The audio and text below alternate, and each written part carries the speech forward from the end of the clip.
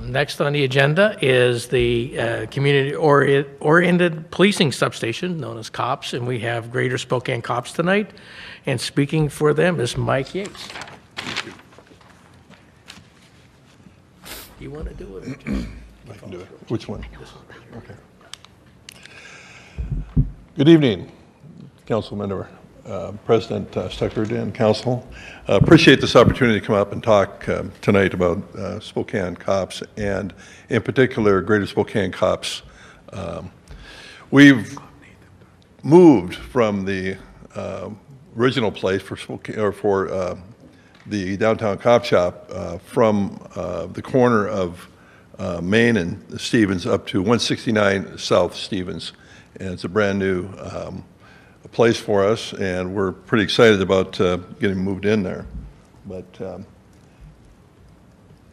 that's a picture of it from 2nd Avenue. It's right on the corner of 2nd and Stevens, actually the northeast corner. The building's 169 building.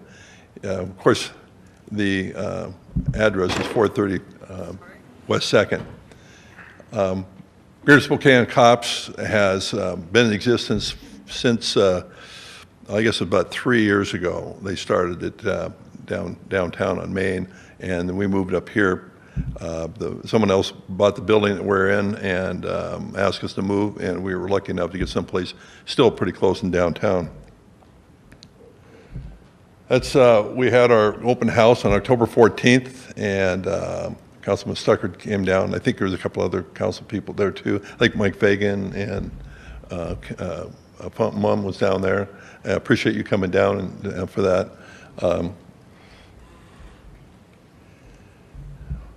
Who are we? You guys know enough about Spokane C.O.P.S over the years and the time that you've been here, and some of the things that we've been doing for the community, and particularly downtown. Pictured in the middle up there is Heidi Harbor. Yeah, I think is Heidi here. Will you stand up, Heidi, please? She's the heart and soul of the Greater Spokane C.O.P.S. She has done a great job. The transition from the other cop shop down to this one was really seamless, and she actually handled that very, very well. And you need to come down there and take a look at it. That's the front entrance, just inside. We did get some cameras that we haven't put up yet from Open Eyes. They donated $2,000 worth of cameras and an ArtVert high-definition network video recorder. And we intend to install the cameras in the front in the hallway so that the door doesn't have a window in it. There's no window along where the counter is. So when people come up, if the door's shut, we don't know who's standing out there. And we have CCOs that work there, and sometimes we get some kind of strange characters coming in there. And so we want to know who they are before they walk in.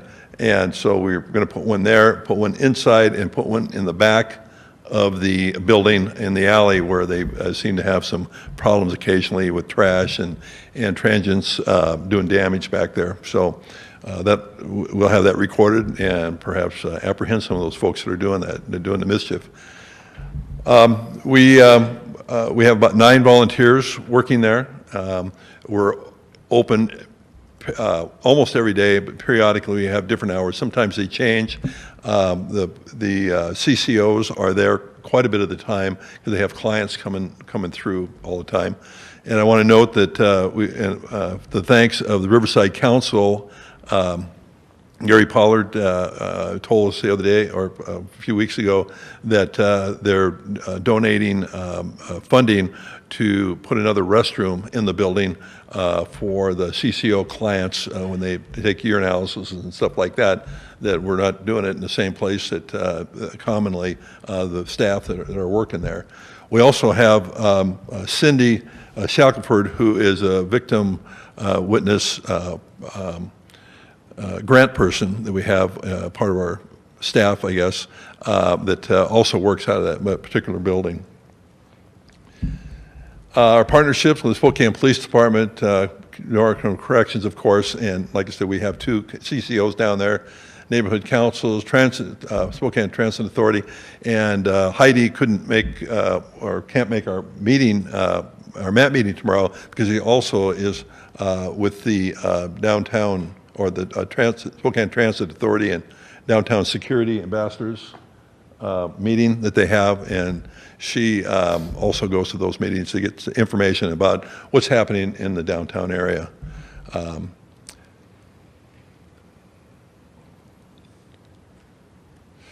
The services and programs that we have, a neighborhood resource center is there. We also have a place that people can go ask things about city.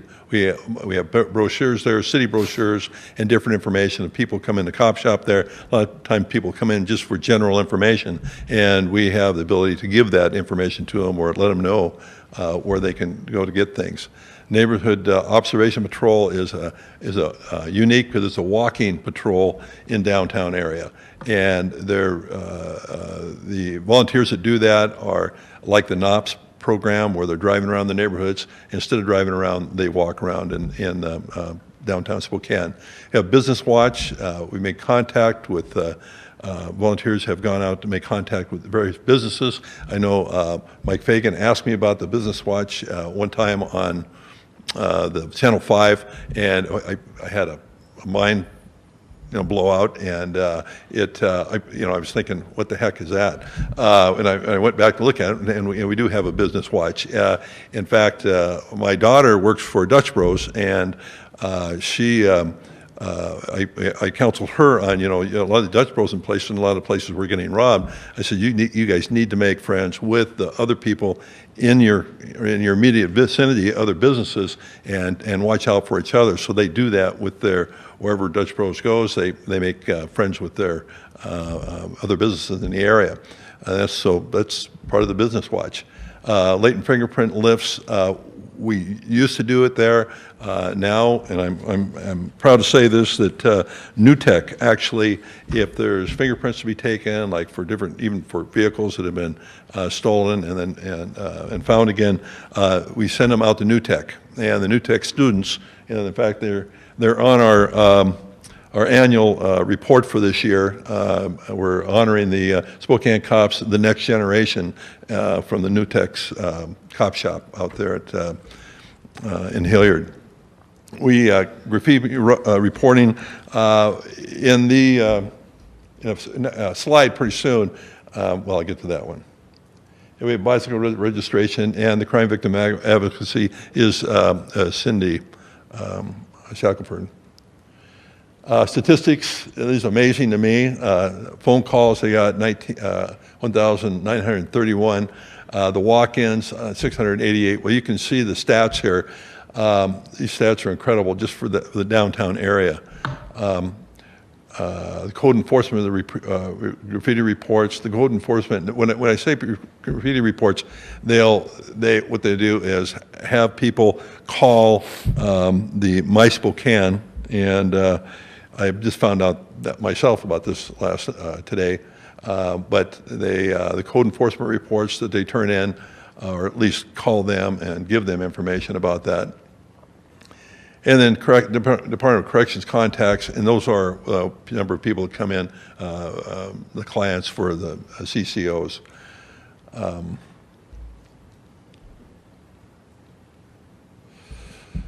Neighborhood observation, we talked about that already. Walking patrol teams, we're the eyes and ears for law enforcement in the downtown area.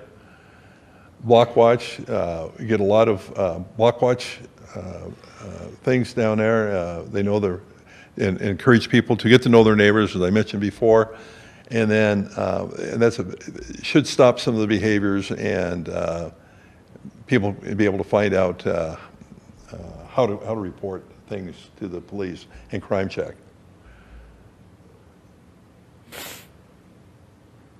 To create partnerships with business and law enforcement. And I know that the chief over the last few months or year has encouraged his police officers that are walking the beat down there to go into businesses, talk to them, find out what their problems are, and just let them know that they're out and about, and how to contact them when they need help.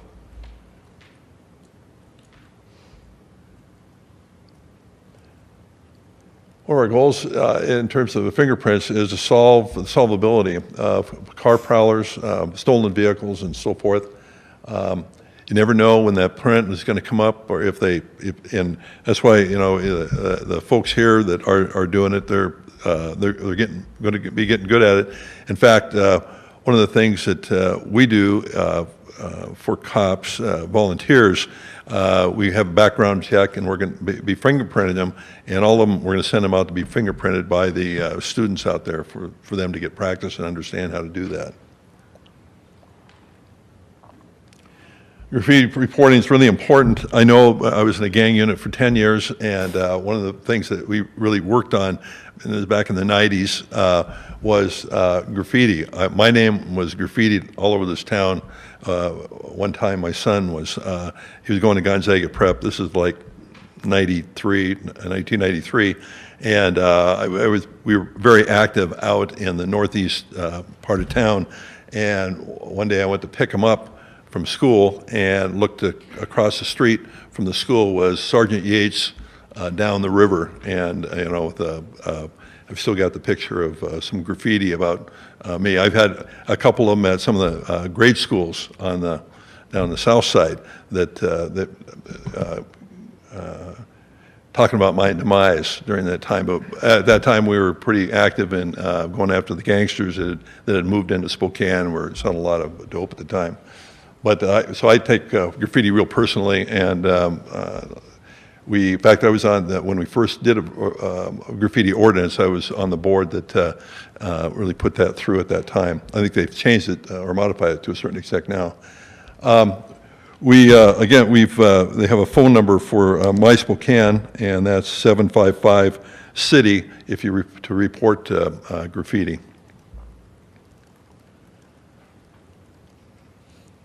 Identity theft, as she says here, is the nation's fastest growing crime.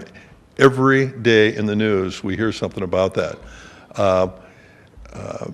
As one of the previous slides there, I can't remember it was over 300 or so contacts that Cindy has made with people that have been victims of crime here in Spokane, of fraud and things like that. Well, as a matter of fact, I made the wrong, it was at 3,600. Neighborhood community organizations, youth organizations, we participate with everything that goes on in the downtown area. And for some of the things that Gary Pollard was talking about, we coordinate with him with a lot of things. And if I could listen to his talk here, and I've known Gary for ages, and he's been an advocate for the downtown area all this time. He lives right down there, so I can see why he does. Night Against Crime is, of course, one of our programs that we are involved with throughout, or every August, we help organize the block watches and the different block parties that go on. I've been to several of them over the years, and it's really a unique thing that Spokane it really has a lot of them. I think I've never been to another city that's had as many as we do, but everyone seems to get out, and it keeps growing all the time. General meeting for Spokane, or the Greater Spokane C.O.P.S, if someone wants to come down, is the fourth Tuesday of each month at 3 p.m. And we invite the public to come in. A couple of other things I wanted to say that I listened to people talk here a little bit, is that the Neighborhood Council, I want to acknowledge that and thank them for the funding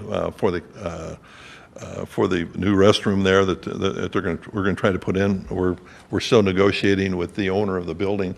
I didn't know, but it's 6 condos up above our cop shop, and there's also a business in front. We have a big sign that we put up. Diamond Parking was generous enough to take out parking on the corner there, and we were able to put in signs on all 4 sides of their shop. We should have had a picture of that someplace there. Just in terms of some things for the Spokane C.O.P.S in general, I just wanted to kind of end with a particular statement and that is COPS volunteers contribute over 33,000 or over 33,000 last year. That was down from the previous year. Our volunteers are a great example of Spokane's dedicated population accomplishing an extraordinary task and expending the most valuable gift they can give, their time. The Spokane COPS program is a unique crime prevention tool for law enforcement. We strive to provide crime prevention education and training in support of our law enforcement partners. We help organize citizens to help themselves identify and problem solve crime-related and non-crime-related adverse conditions in their neighborhoods. Our programs are geared to prevent crimes and reduce the fear of crime. Since inception of COPS in 1991, we have continually endeavored to maintain our partnership with the Spokane Police Department, Washington State Department of Corrections, City of Spokane, and council members, C.O.P.S, and the Spokane County Sheriff's Office, to name a few. These collaborations have sustained us over the years, and our gratitude is unending.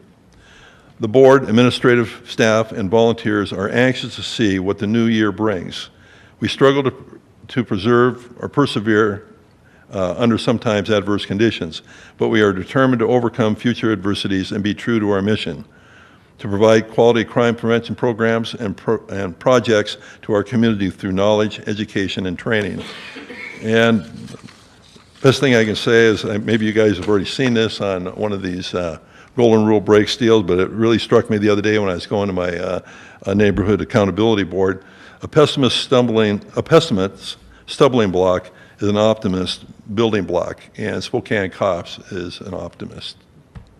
So, any questions?